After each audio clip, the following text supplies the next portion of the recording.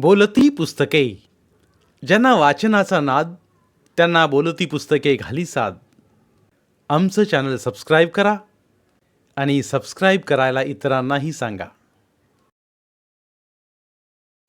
नमस्कार श्रोते मित्र हो. बोलती पुस्तके सादर करीत आहे ज्येष्ठ लेखक जयवंत दळवी लिखित व्यक्तिचित्रण सारे प्रवासी घडीचे. प्रकरण पहिले. बोटीवरून उतरून घरी यायला खूपच उशीर झाला. वास्तविक बोट सरळ आली असती तर मी दुपारी 12 वाजेपर्यंत घरी पोहोचलो असतो. पण देवगड बंदरात असतानाच बोट बिघडली आणि तिथेच 5-6 तास खोळंबा झाला. त्यावेळी देवगडला गेला या शब्दप्रयोगाची आठवण झाली. हा शब्दप्रयोग कसा आला होता कोण जाणे, पण मला आठवते. गावातला हा कोणीतरी म्हातारा मेला म्हणजे आम्ही म्हणत असू, म्हातारो देवगडात गेलो. देवगड बंदरात बोट खोळंबली असताना गावातले कोण जुने लोक देवगडला गेले याचा विचार करीत मी विषण्ण मनाने बोटीतल्या बाकावर स्वस्थ बसून होतो. आसपास अफाट सागर पसरला होता. दाट काळोखात पाण्याचे कवच कठीण आणि भयान दिसत होते. जवळून एखादा दुसरा शिडाचा मचवा वेगाने चालला होता. काळोख्या रात्री एखादी चांदणी क्षीणपणे चमकावी तसा मचव्यातला कंदील प्रकाशाचा ठिपका टाकत होता. मचवा बोटीच्या प्रकाशात येताच आतले तांडेल 2 वीत आकाराचे दिसत होते. कदाचित त्यातला एखादा मचवा माझ्या गावाहून सुद्धा निघाला असेल, काजू आणि कोकम सोले घेऊन. पुन्हा एकदा जीव थरथरल्यासारखा झाला. वावभर लांबीचे हे मचवे या काळोख्या रात्री अजस्र मृत्यूच्या छातीवर खेळत आहेत असे वाटले. छाती धडधडत राहिली. मुंबई सोडल्यापासून मनात सारखे मृत्यूचे विचार येत होते. कित्येक वर्षांनी मी गावी चाललो होतो. ज्या गावी उमेदीने आणि धुंदीने मुकाट बालपण अनुभवले, त्या गावात आता कोण असतील आणि कोण गेले असतील या विचाराने मनाला सारखी ग्लानी येत होती. बोट दुरुस्त होऊन देवगडहून सुटली. उजाडताच ती आमच्या बंदराला टेकायची. ती दुपार टळून गेल्यावर आली. जबरदस्त खडखडाट करीत आणि पाण्याच्या पृष्ठभागावर वलये उठवीत बोटीच्या नांगराने तळ घातला. अकस्मात बोटीचा भोंगा वाजताच एकदम अंग दचकले आणि मन एकदम हळवे झाले. या बंदरावर बोटीचा भोंगा वाजला की तो आमच्या गावी स्पष्ट ऐकू येतो.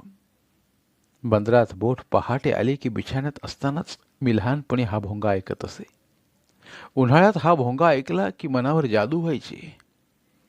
आता सुट्टीत नात्या गोत्याची माणसे येतील आणि घर फुलून जाईल अशा अपेक्षेने मन उल्हसित व्हायचं. अंगणात कपडे वाळत टाकायच्या दांडीवर बसून कावळ्याने काव काव केली की कुणी येणार असेल तर, कावळ्या कावळ्या उडून जा असे म्हणत मी अनेकदा कावळ्यांच्या मागे लागत असे. ते दिवस गेले. आता भोंगा वाजला, पण तो ऐकायला किंवा कावळ्या कावळ्या उडून जा असं म्हणायला आता आमच्या घरी कोणीच नाही. उलट मुंबईहून निघण्यापूर्वी येतो आहे असे भटजीला कार्ड टाकून कळवावे लागते. घरातल्या देवाची पूजा करण्यासाठी घराची किल्ली भटजीकडे होती. संत हेलकावे खात बोट बंदरात उभी होती. वेगाने वल्ही मारत पसरट पडाव बोटीच्या जवळ येत होते. आपापल्या आप्तेष्टांना न्यायला आलेली माणसे पडावातून हात हलवीत होती. तोंड पसरून हसत होती. खिशातला चष्मा काढून मी तो नाकावर ठेवला आणि बारकाईने पाहिले. एकही ओळखीचा चेहरा मला दिसला नाही. पूर्वी मुंबई शिकत असताना मी दर सुट्टीला याच बोटीने गावी येत असे. त्या येण्यात किती मादक धुंदी असायची. आदल्या रात्रीपासून झिलू केदार सुके मटण आणि भाकऱ्या घेऊन बंदरावर वाट बघत बसलेला असायचा. सकाळी बोट बंदराला लागताच धक्क्यावरूनच जोरजोराने उपरणे हलवायचा. तब्बल 50शी उलटलेला माणूस, पण बोटीतल्या गर्दीतून मला आपल्या तीक्ष्ण नजरेने हुडकून काढायचा. बंदरावर उतरताच भान हरवून कडकडून मिठी मारायचा. कुणाचा कोण? शेतात काबाड कष्ट करून खंडाचे भात आमच्याच दारी टाकणारा एक शेतकरी, पण केवढी धगधगीत निष्ठा. पोटच्या पोराला सुद्धा त्याने अशी मिठी कधी हयातीत मारली नसेल. मला पाहून आबा, आई, घरची इतर माणसे उल्लसित होतील या एका विचाराने तो सुद्धा उल्लसित व्हायचा.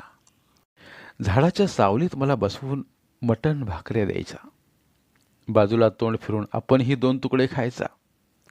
खाता खाता सद्गदित होऊन म्हणायचा, "आपू, पुता कसली बुका शिकतय? लय झाला. आता घरचो जमीन जुमलो बघ, गावाक आधार दी." मग माझे सामान उचलून सर्व्हिस मोटारीत टाकायचा आणि माझ्याबरोबर घरी यायचा. घरी येताच घरची माणसे फुलल्या तोंडाने स्वागतासाठी उभी असायची. नाऱ्यागडी धावत धावत अंगणात यायचा. आमच्या गावापासून मुंबईचे अंतर किती आहे हे त्याला माहीत नव्हते. बोटीने 24 तास मोडतात याची त्याला कल्पना नव्हती. तो तालुक्यापर्यंत कधी गेला नव्हता. बोट म्हणजे काय ते सुद्धा त्याला धड माहीत नव्हते. दुरून ऐकू येणाऱ्या भोंग्यावरून तेवढा त्याचा बोटीचा परिचय. मला पाहताच दरवेळी तो एकच प्रश्न जाणतेपणाने विचारायचा, "त्रास झाला का प्रवासात? कोंबडा अरवायच्या आधी मुंबईहून निघालास असशील?" पण त्यावेळी आई वडिलांना भेटण्याच्या नादात नाऱ्याच्या प्रश्नाला मी कधी उत्तर दिलं नाही. त्याच्या प्रश्नाची मी कधीच दखल घेतली नाही. त्या आठवणीने आज मात्र मन कातर झाले. त्यावेळी अनाहूतपणे नाऱ्याचा जो अनादर झाला त्याची जाणीव होऊन मन खिन्न झाले. दिवे लागणीच्या सुमारास मी घरी आलो. जागोजाग गुराढोरांच्या खुराणी खरवडून फुटून गेलेल्या अंगणात उभा राहिलो. कित्येक वर्ष आम्हाला प्रेमाने कुशीत धरणाऱ्या त्या घराकडे क्षणभर मान वर करून पाहिलं. आता ते घर नव्हतं. मनात ओढ होती, पण ते घर नव्हतं. कधीतरी वाऱ्या पावसात झोक जाऊन कोलवडणारी ती वास्तू होती.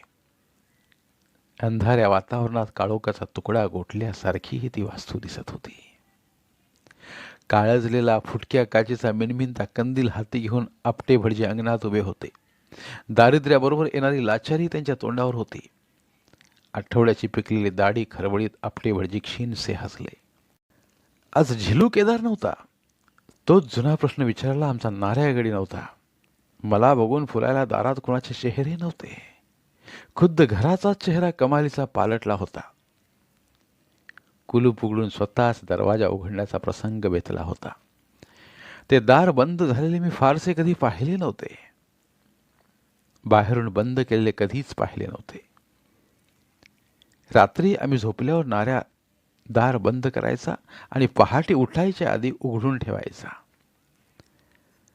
आता रोज आपटे भटजी दार उघडतात. माझ्याकडून जाणाऱ्या 10 रुपयांच्या मनी ऑर्डरसाठी देवावर 4 फुले टाकतात. समय तेवीत ठेवतात आणि पुन्हा दार बंद करतात.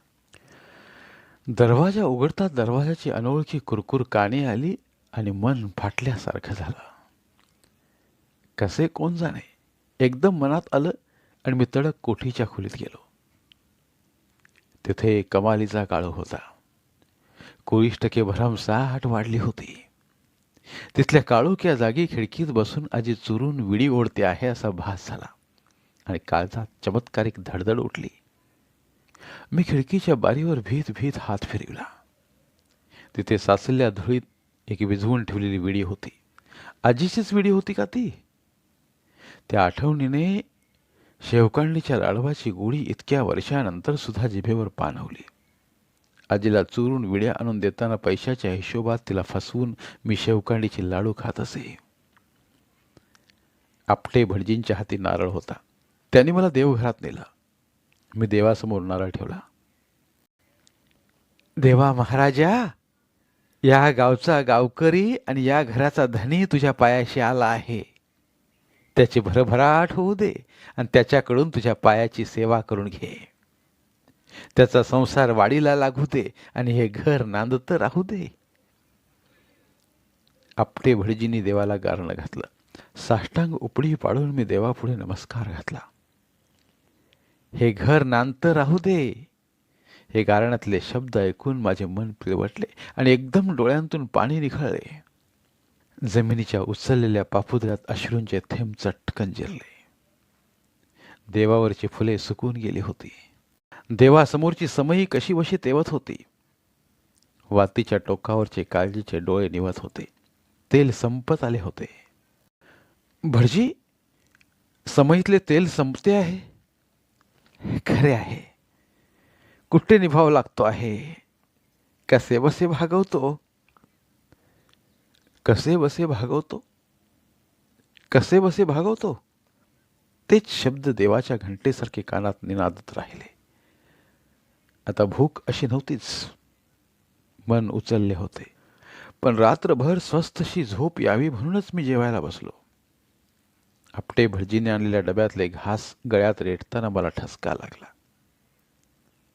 कुणी आठवण काढली असेल? मृतांच्या आत्म्यांना आठवण काढता येत असेल का? कुणाच्या आठवणीने हा ठसका लागला असेल? ज्या घरात मोठे टोप, मोठे हंडे चुलीवर चढले, जिथे कित्येक माणसे संतोषाने जेवली, तिथे घरचाच मालक परक्या उतारूसारखा आपटे भटजींच्या डब्यातलं जेवण जेवत होता. आजी, आबा, आई यांच्या आत्मे चुटपुटले असतील का? अरे रे रे, मुंबईहून बायका मुलांना बरोबर आणायला होतं. या घरातील चूल खूप दिवसांनी पुन्हा एकदा पेटवायला हवी होती. कौलावर निळा धूर तंगायला हवा होता. चुली ढेगाळल्या आहेत खऱ्या, पण त्यावर पुन्हा एकदा शेणाचा हात फिरवला असता तर याही अवस्थेत 4 माणसांचे छोटे तपेली या चुलीने माथ्यावर घेतले असते. या चुलीवर शिजवलेले अन्न डाळ भातच का असेना, खाल्ले असते तर ठसका लागला नसता. जेवून मी बाहेरच्या ओट्यावर आलो. याच ओट्यावर बसून विनायक बुवा भटजी शकुनापशुकुनाचे निदान करायचे. काही महत्वाचे बोली भाषण चालू असताना पाल चुकली तरी पुरे. विनायक बुवांना आमंत्रण जायचे. मग त्यावेळी हातात झाडू घेऊन पाल मारायची खुमखुमी येई. पालीचे तुटलेले शिफूट वळवळू लागले म्हणजे गंमत वाटे. पण आम्हाला पाल मारायला सक्त बंदी होती. पाल मारली म्हणजे वंश वाढत नाही, घर नांदत नाही, असे आजी नेहमी म्हणायची. माझा वंश वाढला, पण हे घर मात्र नांदले नाही. वयोमानानुसार मन अधू झाले म्हणजे असल्या गोष्टीवर विश्वास बसतो आणि जीव हुरहुरू लागतो.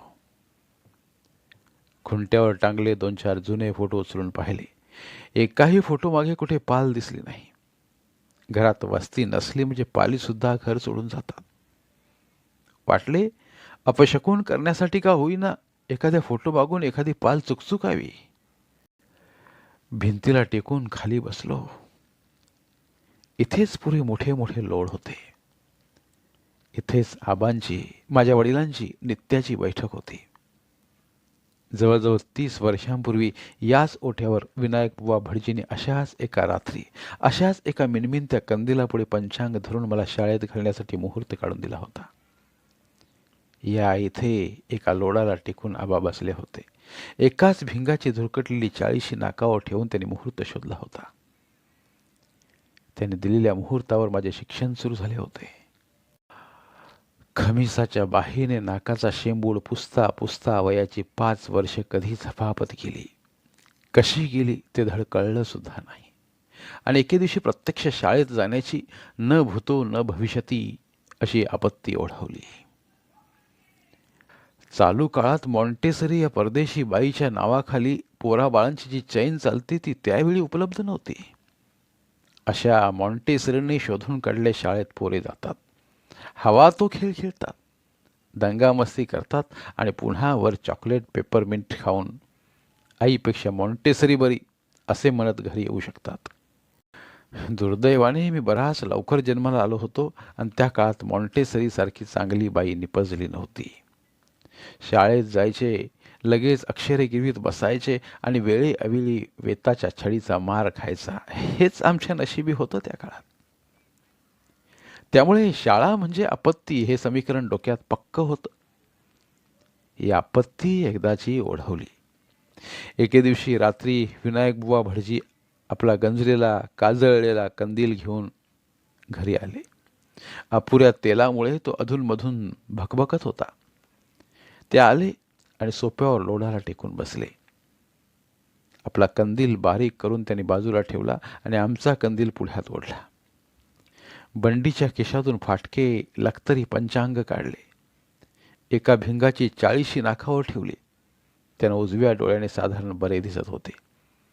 त्याने दोरीचे फेरे दोन्ही कानांभोवती घेतले.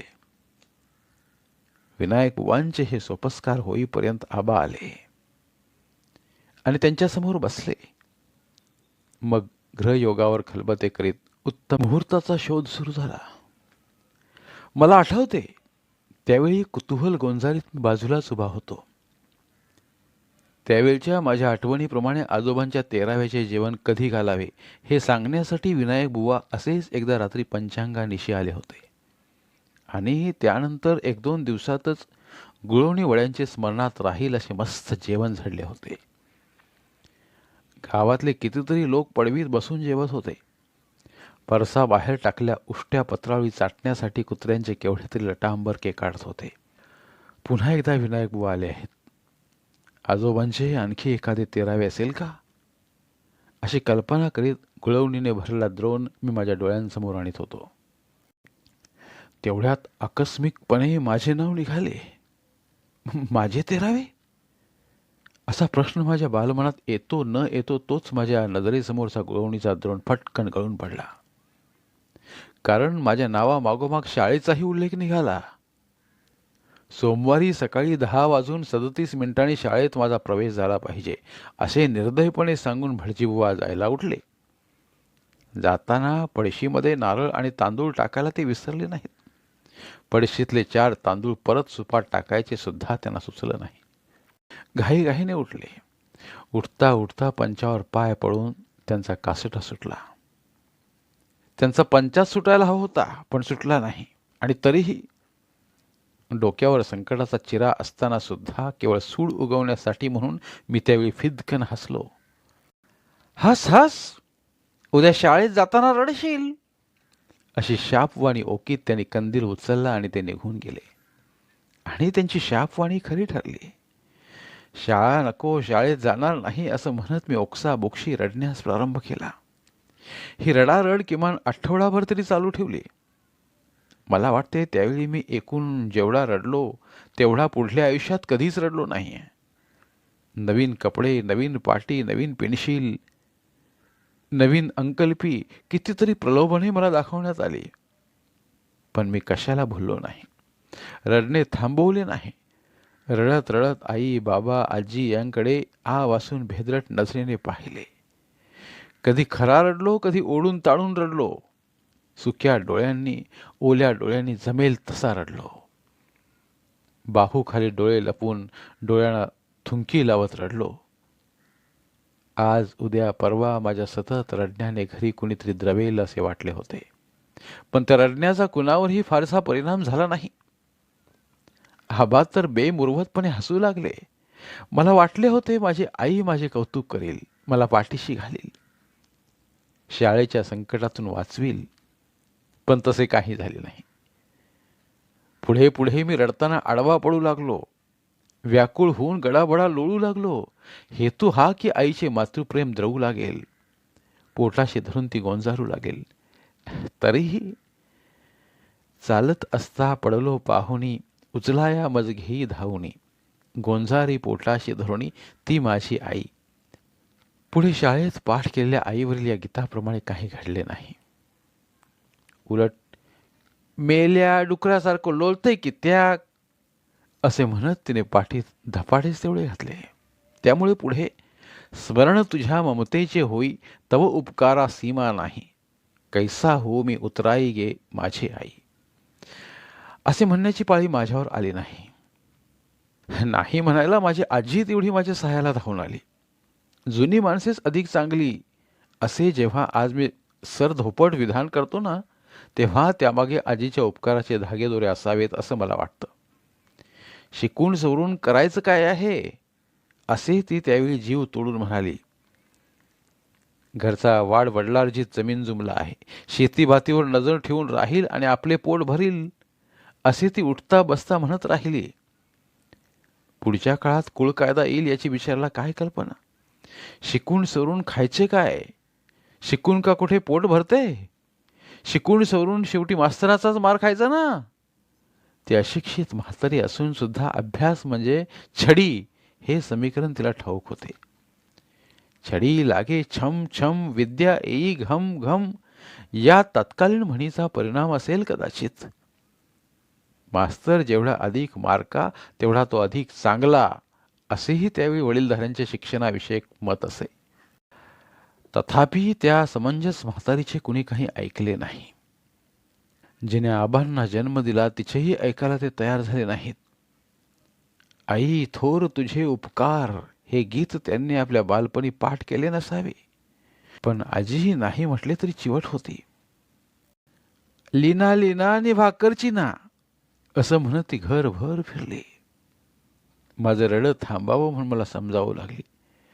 तू चिंता नको करू, तुका कोण शाळेत घालता बघूया. तिनेही तडक आव्हान स्वीकारलं. पण सारेच फुकट.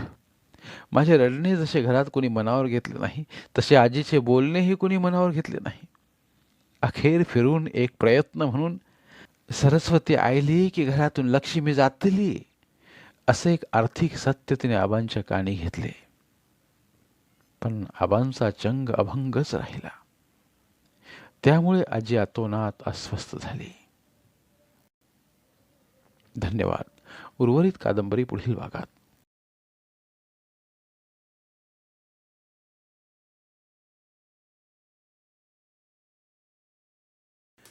धन्यवाद. प्रिय श्रोते मित्र हो, आपल्यासाठी एक आवाहन. आमच्या चॅनलच्या प्लेलिस्ट विभागात तुमच्यासाठी शेकडो कादंबऱ्यांचे ऑडिओ बुक्स उपलब्ध आहेत. तिथे प्रत्येक कादंबरीचे सर्व भाग एकत्रित मिळतील. त्यामुळे सध्या सुरू असलेल्या क्रमशः कादंबरीच्या पुढील भागासाठी वाट पाहण्याची गरज नाही. तुमच्या वेळेनुसार तुम्ही संपूर्ण कादंबरी सलगपणे ऐकू शकतात आणि साहित्याचा आस्वाद घेऊ शकता. कृपया आमच्या चॅनलच्या होमपेजवर जाऊन प्लेलिस्ट चेक करा आणि तुमची आवडती कादंबरी निवडा. धन्यवाद.